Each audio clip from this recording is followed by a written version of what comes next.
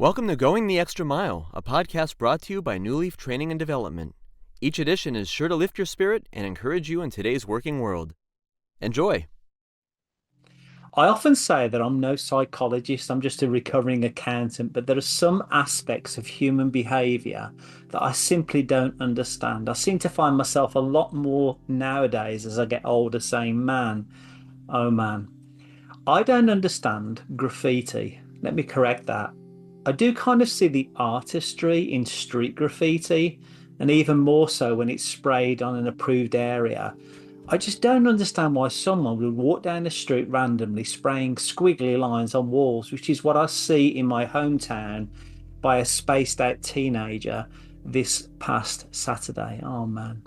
I don't understand why people smoke. Let me correct that. I do kind of see why people smoked in the 1950s, inspired by the likes of Marilyn Monroe and James Dean, who also smoked and were like super cool. But in 2025, when we have all the knowledge that we have about how smoking kills, why someone would choose to have such a horrible habit that's also bad for others is beyond my logic. Oh man. I don't understand why some people don't pick up their dog poop. Let me add to this one, especially when they're right next to a trash can. I'm like, oh man. I guess at the core of the above three aspects of human dilemma is not only a lack of self-respect, but also zero self-awareness of how someone's choices impact others around them, be it graffiti, smoking, or not picking up doggy doos. Transitioning this into the workplace, one of the aspects of human behavior that leaves me doing the proverbial head slap is people who work in human resources who actually don't seem to like humans very much. Have you noticed there are two types of people who work in human resources? There are those who love people and will do anything to help others thrive in the workplace. And then there are those who'd be better off working remotely, like very, very remotely, and with as little interaction with other human beings as possible. Oh man. I don't understand why people play solitaire or online shop at work. I've noticed how most people will tell me how crazy busy they are at work.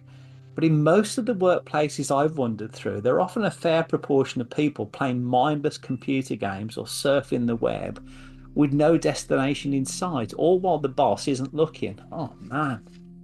One of the questions I've asked audiences as a keynote speaker at various locations around the world is, quote, who here by a show of hands loves being the subject of an annual performance review, end quote. You know, I've only ever had one person raise their hand to that question, and they were actually French. I don't understand why most managers will avoid addressing an ineffective and inefficient performance from their employee in the present tense, but instead will make a note on the personnel file ready for the annual performance review at some point in the future tense. You know, I'm no Caesar Milan, but what I know about training a dog is you deal with unacceptable behaviour immediately. See, if our little doggy Elsie had peed on the carpet today, let's say, we deal with it today. We don't make a note on the file and raise it with her in 12 months' time in a closed conference room. Oh, man. I guess therein lies the problem. We are human, and so we do stupid things to each other, ourselves, in both our personal and our professional lives. You know, I'm also no theologian, but there seems to be a principle at work and play here called the Golden Rule. See, if I sincerely desire to treat you in a way that I'd like to be treated myself, I probably wouldn't spray graffiti, I probably wouldn't smoke, or I probably wouldn't leave dog poop right near you. If I held myself to this higher standard, I most likely would indeed want to serve humans, especially if I work in human resources. I'd not want to steal time from my employer by surfing online while on their dime. I probably want to respectfully and truthfully correct performance to help you in your work ASAP.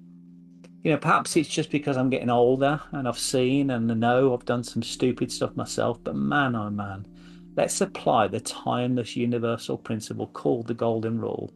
It's worth its weight in gold. Oh man. I hope you found that short story useful, and if you did, feel free to rate, review, and share this podcast. We'll be back next week with another episode, and we also invite you to check out our other weekly podcast, Take 5, an inspiring interview with a leader worth listening to. Bye for now.